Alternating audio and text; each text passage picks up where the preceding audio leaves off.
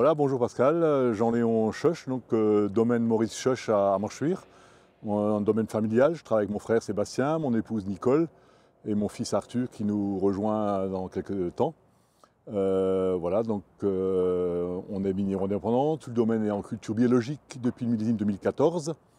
Et la particularité, c'est que sur 70% de la superficie de notre domaine est située dans des coteaux plus ou moins escarpés.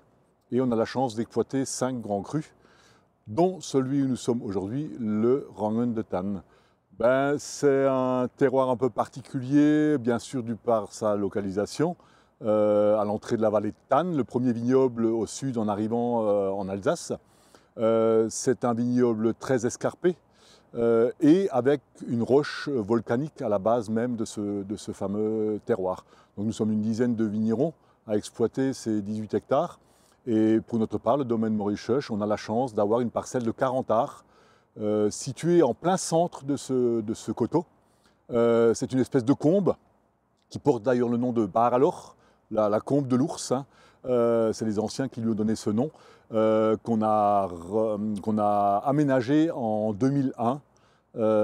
Et donc avec une petite particularité, c'est que lors de la plantation, on a choisi de faire une complantation avec une majorité de Pinot Gris, du Riesling et un tout petit peu de Gewürztraminer, tous ces pieds mélangés à la plantation, et destinés à être vendangés le même jour pour donner un vin qui identifie vraiment le terroir. Alors aujourd'hui, c'est un peu particulier cette année, parce que le Rangen de Thann, c'est un terroir de l'extrême, extrême par sa pente, jusqu'à 70% de pente, extrême par son ensoleillement, extrême par son altitude. Notre parcelle est quand même à 440 mètres d'altitude. L'entrée de la vallée de Thann fait que c'est une maturation un peu plus tardive, donc c'est pour ça qu'on est en fin de vendange et qu'on vendange seulement aujourd'hui. Et cette année, une autre année extrême, 2022, avec cette sécheresse, très peu d'eau, beaucoup d'ensoleillement. La vigne, on est vraiment impressionné comment elle a résisté. Le feuillage est quand même vert, un peu moins poussif que d'habitude. Les raisins sont là. Il y a un petit peu de jus moins que d'habitude, mais évidemment, on est entouré de forêts. C'est un peu la particularité de cette parcelle. Et dans la forêt, il y a des sangliers qui viennent déguster les raisins, il y a les chevreuils. On a même photographié un chamois cette année dans la parcelle, vous dire qu'il apprécie la pente. Et donc les oiseaux qui sont venus prélever leur part de raisins. Pourquoi? Ils avaient très soif certainement.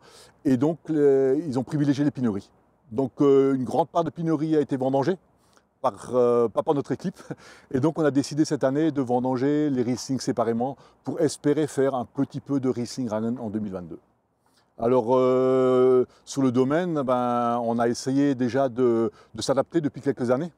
D'adapter la vigne, la culture de la vigne, la façon de travailler le sol, mettre des enherbements barriers en place, ne plus rogner, taille poussard sur l'ensemble du domaine pour réduire la taille de végétation et adapter à la vigueur que le pied a développé l'année d'avant, pour que si jamais il y a une sécheresse, ce pied résiste mieux. C'est ce qui s'est passé cette année et on n'a vraiment pas à se plaindre parce qu'on est très satisfait de ce millésime.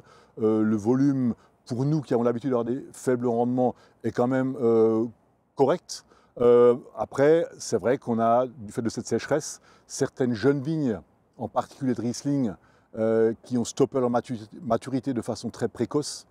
Et là, ces parcelles, on les a tout simplement vendangées plus tard, déclassées, parce qu'elles ne pourront pas rentrer dans l'appellation. C'est un peu ce qu'il fallait faire pour avoir une qualité garantie dans les Riesling cette année-là.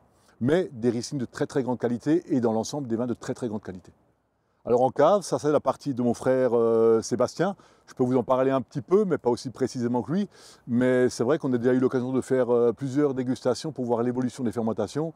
D'une part, déjà, les fermentations se passent très bien, très lentement. Effectivement, on vendangeait que le matin pour rentrer le raisin frais à la cave. Ensuite, on possède un système de refroidissement pour réguler un peu les températures, ce qui est aujourd'hui, je dirais même primordial, avec ces vendanges précoces, puisqu'on a commencé le 26 août, et ces chaleurs qu'il a fait au début des vendanges. Contrôle de température, et les fermentations se passent très lentement. Les premiers vins ont déjà fini, on a de belles acidités malgré tout, un peu plus faibles que 2021, c'est sûr, mais elles sont quand même présentes parce qu'on a vendangé tôt d'une part, on n'a pas trop de rendement, et ces pluies qui sont arrivées juste à la veille des vendanges, qui ont un petit peu sauvé, je dirais, le millésime. Alors, on est habitué à des vendanges faire durer le plaisir, entre guillemets. C'est vrai que mon papa, il avait un petit peu moins de surface, mais en une semaine, tout était récolté. Aujourd'hui, on vendange vraiment cépage par cépage, lieu-dit par lieu-dit, et on n'hésite pas à faire des pauses. Ça a été le cas pour le Rangen de Tann. L'année dernière, on l'a cherché en plein milieu des vendanges. Cette année, c'est vraiment la fin. On a fait des vendanges à la carte. On a de la chance d'avoir une super équipe de vendangeurs qui répond présent à chaque fois qu'on les sollicite. Et en plus, comme les vendanges sont précoces, on a eu des conditions formidables, quoi. Le temps était de la partie, il a plu un petit peu, mais on a slalomé entre et voilà, c'est très bien passé.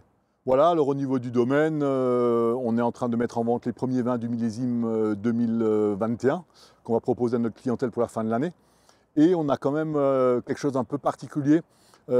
C'était une caisse qu'on a prévu de mettre en vente pour cette fin d'année, qu'on va appeler The Big Five. Comme en Afrique, les 5 grands mammifères qui représentent l'Afrique, on a la chance d'avoir 5 grands crus sur notre domaine à la carte. Et donc dans cette caisse The Big Five, on va mettre 6 bouteilles, 2 de Käferkopf, une de Grand Cru Fürstentum, une de Grand Cru Schlossberg et une de Grand Cru Rangen de Tann et une de Grand Cru Mambourg qui représentent nos 5 terroirs qu'on essaie de mettre en valeur.